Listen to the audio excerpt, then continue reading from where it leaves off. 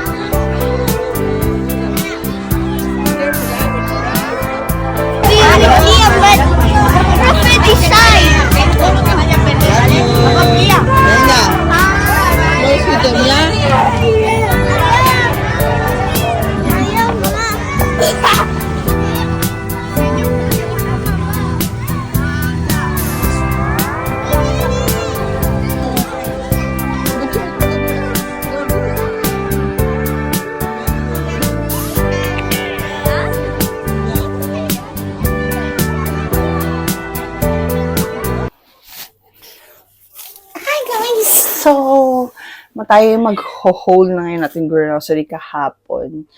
But para at least meron ulit tayong grocery vlog. So, simulan na natin para hindi na tayo tumagal dito sa vlog natin. So, first, meron tayong itong pizza dough. Actually, dapat nasa, ano na to? Nasa, ito, konghela. Ano konghela sa Tagalog? Freezer. Yan, kailangan natin ibalik siya sa freezer dali. Pero kumuha. Hindi kasi nasikaso ito ni Tatay agad gawa ng si Samsam. Kung marinig yung sa background, umiiyak-iyak, ungi-ungi. Fix lang muna natin. Ano? Yan. Napakaro lang talaga ng aking vlog.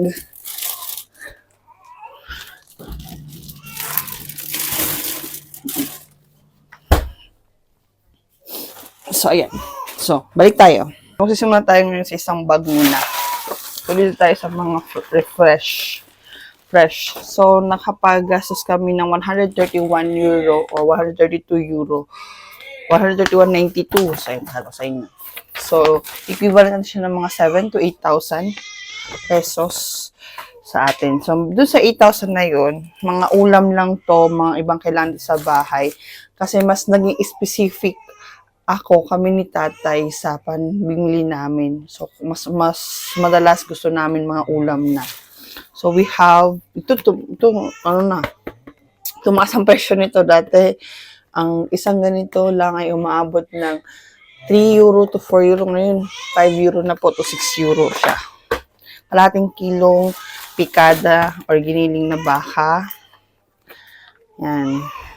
Alas, tawag nito? Wings, chicken wings. Tapos, meron din kaming pizza. Kasi kanina, base lang yung nasa, dapat sa freezer, base. Yung base lang. Lalagyan ko ng tomate ganyan. So, ito ay keso. Pag sa pizza din. Tapos, meron din kaming meron kaming lubina. Ito is parang sa atin ay ito ay isang ano ba yun? Nakalimutan ko guys sa sa lubina. Dorada parang tilapia sa atin. Tapos ito meron tayong yogurt. Ito is yung paborito ni Emma na meron siyang i-explain ko na sa inyo kasi madalas noon hindi ko na-explain eh. Meron tayong yogurt Estrella. Stracciatella. Meaning meron siyang mga chocolate. It is Grego. Yogurt Grego siya. So, Greek style yogurt, kumbaga. Tapos ito, petit. Paborito ito ni Eman. Tapos keso, paggagawa tayo ng mga sandwich. And then, meron din kaming biniling half kilo na chop na chicken na for adobo. So, today is Wednesday, adobo day. So, next bag. Uy! Ayan. Sa next bag natin, so meron tayo ditong El Casey. So, ito is parang Dutch milk sa atin. Hindi ko pa naiano ha, mamaya. After nito, iligpit natin yung mga napahol na natin una. So, meron ulit tayong lubina. Ano nga ang lubina? Tapos ko dahil na bangus yun. Bangus. Parang bangus sa atin. So, dalawang lubina. Every time na pupunta kami doon, talaga bumibili kami ng fish. Tapos ilagay namin sa frozen. Tapos every time talaga, dalawang lubina, tapos dalawang dorado yung binibili namin. Para isa, pero ito isang lutuan lang to. So, napakamahal niya isang peraso is cost 300 pesos sa atin. Diba? Isang peraso pa lang yan. So, talaga ang laki ng inflation na rin dito sa Espanya. Tapos, nag-request ako ng salmon kay tatay. Gusto ko mag-bake salmon. Siguro by next week na to. Bake salmon. So, ilagay ko muna sa ref ha. Done! So, ngayon, tayo sa pangatlong bag. Ito na, sa malapit sa akin. So, we have here mga resibo. Ayan, bumibili na kami ng isang galon o 5 litro na aceite. Coco milk. Thank you. Oh, yan. May makulit. Oh. One, two, three! Wala. Seryoso. May tampo. So, meron din kaming 6 na perasong tuna. Dito yung tuna, pakita ko sa inyo. Hindi siya katulad sa atin sa Pilipinas, iba't ibang klaseng flavor. Bali, parang ganito lang siya with oil sa loob. This is aceite girasol. Meron ding olive, meron ding claro, yung parang normal lang na tuna sa atin. Pero sa maliit, meron din siya yung malaki, kasi super laki. Pero ito yung normally binibili namin kasi sa isang ganito, isang lutuan, or dalawa, depende sa kung anong gusto namin. So, ginagawa ko tong tuna sandwich sa egg, hinahalo ko rin to. Pag gusto ito namin, kaya ito lagi nauubos dito sa lalagyan namin ng mga panglata. Tapos, last muna dito sa plastic ito, pasensya yun sa si Samantha inaantok na vinegar. So, ayan. Hi po! Hi po! Hi! Hi po! So, dalawang bag na lang bago ko siya paliguan sa matulog na siya kasi kaya ganito siyang oras wala na. So, dito muna siya sa aking tabi, mga nanay. Meron tayo dito as always. Ito is ginagamit namin sa sala, sa tissue namin doon. Kasi normally, lalo na sa panahon ngayon na primavera or spring, so maraming tinatawag na fallen allergy. Kasi may mga bulaklak na parang may cotton na pag nag-fall, nakakakati ng ilong, yan, sipon. So, nakakakati ng lalamunan. So, kailangan namin ito lagi. Meron kaming tissue sa sala. Pag need ng suminga. Pero mas normally si Eman, since alam niyo naman since baby, kung kayo is follower ko na since then, talagang hindi nawawala ng sipon si Eman. Then, meron din akong tissue para sa komedor o sa aming dining table pag kami kumakain. Tingin ka lang doon. Siyempre, ito, bumili na rin ako ng pagkain ni Ibon. 2 toothpaste ni Eman. Dito pala yung mga parang sabon. Hindi ako pwedeng wala ng sabon. Ito, lagi akong bumibili ng aqua wipes doon. Kasi unang na mura lang. Nasa €1 and, magkano to? Bera. Tingnan natin. Wipes. Ber. Alang. Detergente atun. Rodara. Saan yung wipes? Ba naman yun? And, no, hindi yan. Ito. Toalita de bebe. 1.70. €1.70 ang isa. So, ako pa siya, hindi naman sa, ko sa dudot, no? Siyempre, yung expensive one, kaya si nanay ko is economic nanay. So, dito tayo sa mumurahin pero effective naman. Tapos, meron din tayong pabango sa damit. Meron din tayong sabon sa katawan. Gel. Meron din tayong sabon sa plato. Hindi pa ako bumibili kasi ng shampoo saka ng shampoo and conditioner kasi hindi naman normally doon. Bumibili ako ng parang malaking pack na siya. Pero meron pa naman.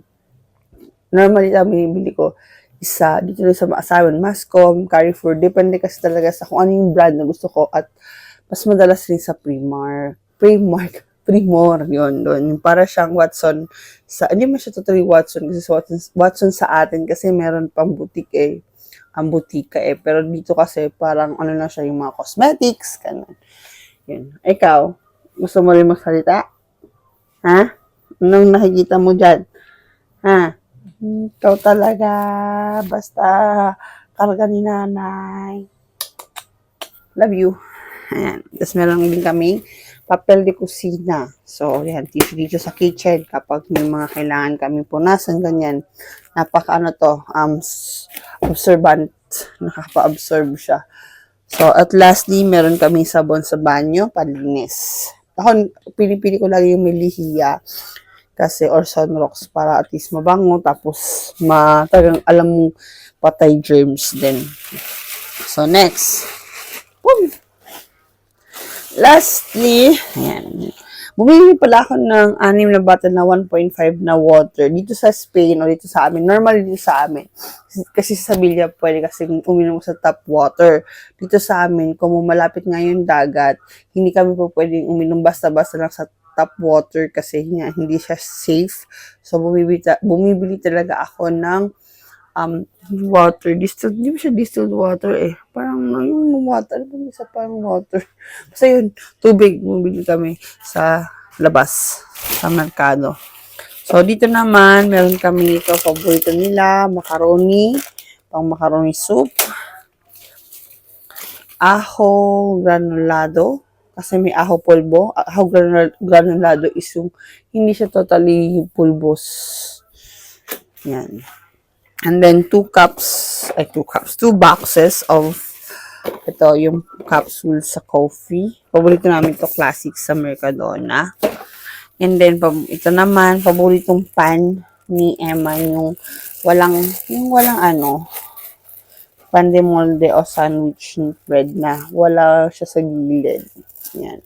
So, ito binibili ko kasi gusto niya yan, lalo na sa chocolate spread niyan. Gusto niya yan. So, meron kaming ketchup, saka tomato ketchup, saka mayonnaise. Ayan. And then, meron din akong ito, panggabi ko. Kasi, nakakaranas na ako ng paggabi. Kasi kung mga nagpapadede ako, tapos, tawag yun, yung tagang labas lahat. Yung chan ko laging labas. So, nilalamigan. So, ito yung is maganda. Yung chamomile tea or manzanilla dito ang tawag. So, yung chamomile tea is good talaga siya for digestion. Sa yung pag nilamig yung chan mo, yan. Maganda yan. So, lalo higit sa lahat pag after meal, super ganda ng manzanilla. And then, yan. Colacao or parang Milo sa ating coco drinks. At saka isang box ng